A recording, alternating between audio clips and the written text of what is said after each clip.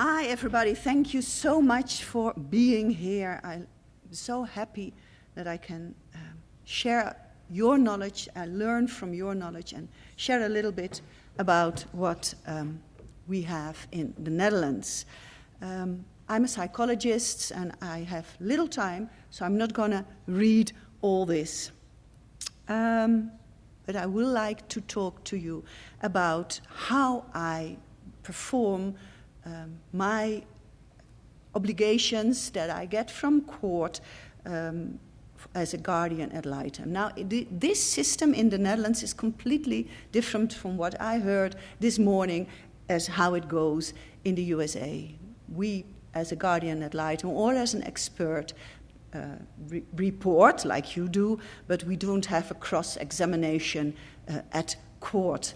We just attend court.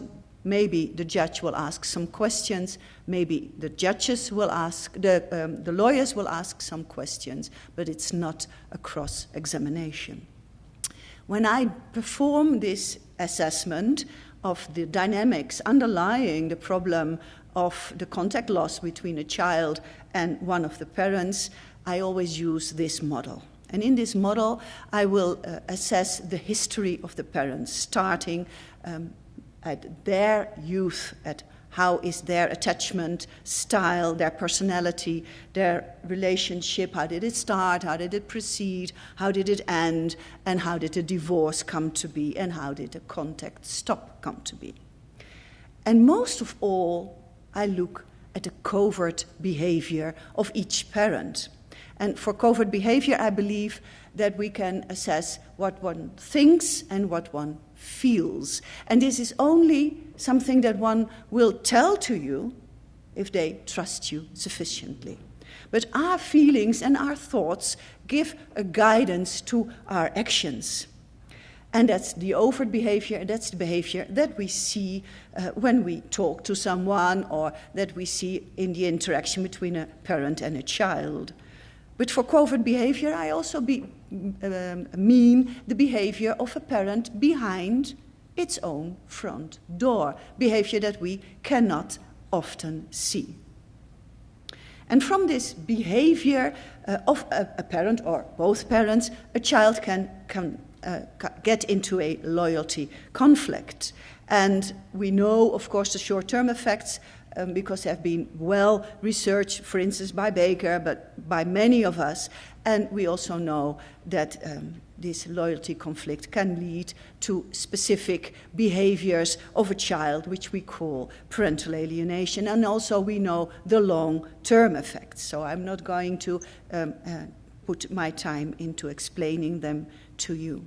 We also know that the social system, but also sometimes the professional system of each parent apart may play a role. And in most cases, the social system tends to split as well, one group for the father and one group for the mother.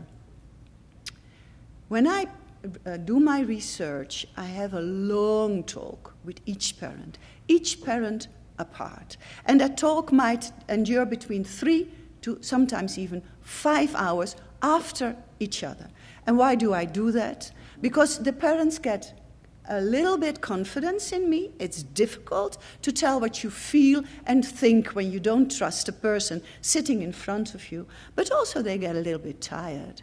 And when they get tired, it's more difficult to hide your own feelings and thoughts. And what do I discuss in this talk? I talk about their youth, about their memories. Has there been domestic violence, for instance? I talk about their relation, about the divorce, and I talk about the family composition at stake. I talk about the care arrangements and the influence of the parents' social system. The financial situation may also play a role, and any other factor that is specific in this case might also arise.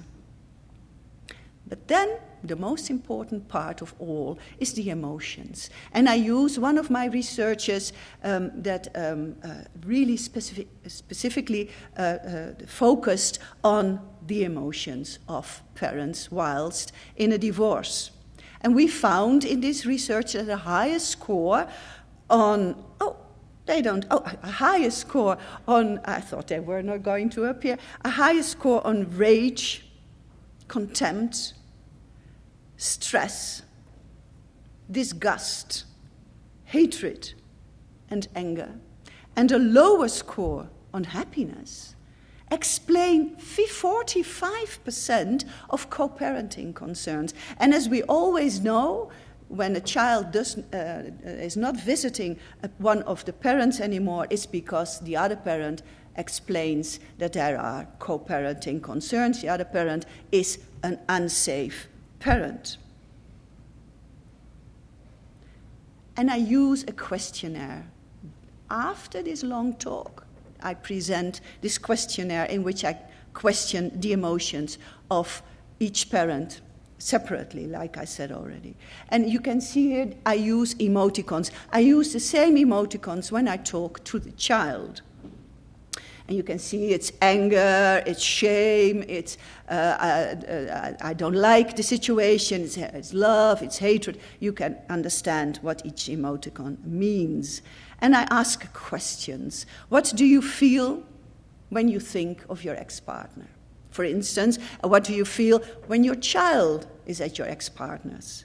What does your family feel when your child is at your ex-partner's? And they can rate each emotion. That is, what they feel at that sentence, at that question, to which extent they feel it on a scale, not a like-it scale, because I find that parents really want to have a broad possibility of saying, well, it's 7.5 hatred, or it's 9.25 love. And I also question their beliefs, their firm beliefs. I use that same scale. When my children are at my ex, I believe that he buys or she buys their love. I believe that my children will prefer my ex. I believe that my ex doesn't take good care of them. And I have more questions, of course. And also here, on a scale to 0 to 10, they can explain what they believe. And I talk to the child. And also to the child, I talk about their emotions, because it's always the talks that are, why do you not want to go to your father's, or what do you feel about the visitation right? I talk truly about their feelings, and I use the same emoticons. And they understand that, and they like it. It's like a game for them. The questions that I ask them is, for instance, what do you feel when you think of your hobby, your school, your parents' divorce, your friends? What do you feel whilst you are at your father's, or whilst you're at your mother's? And what do you feel when both parents are at the same room? Some of the questions you see here. And I use the same scale. And then I check the 8 alienating behaviors, and you know them all, so I will go quickly through them. Campaign of denigration, weak, absurd rationalizations, lack of ambivalence, the independent thinker, reflexive support, absence of guilt, presence of borrowed scenarios, and the spread of animosity. And I do that with questioning them about all those 8 behaviors. For instance, and then you see the 3 question marks, and they can respond by my father, my mother, neither, or both of them are a liar. It never complies with the agreements, is honest, agrees with me, not wanting contact, etc., etc. And for time, I cannot express all the sentences, but each one belongs to one of the 8 behaviors. And then I present my report for the court hearing. First of all, a draft to both parents, and they can respond to that, and then it goes to court. And the questions that I'm always answering is, why is the care arrangement not being followed up? Is it practical reasons? Are there legitimate reasons, like abuse of the parent that the child is not seeing? What's perhaps the influence of the past? And is someone influencing the child's loyalty? And so, yes, who? What's the role of the social system? And what are the threats of the development of the child? And which advice can I give for treatment? And of course, other questions that the judge wants me to answer. And I have tried to stay within my time, and I think I've done that. I train people, professionals in the Netherlands, to also do their research the same way I do it. And for each person that is going to my training, they will get the book that has been written by me last year, and it has all the research that everybody in the world has done.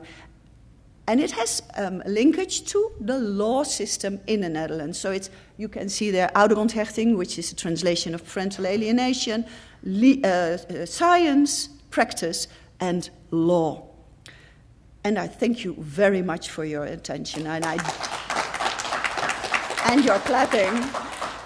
I don't know if I have time for questions. Yes, I have time for one. Yeah.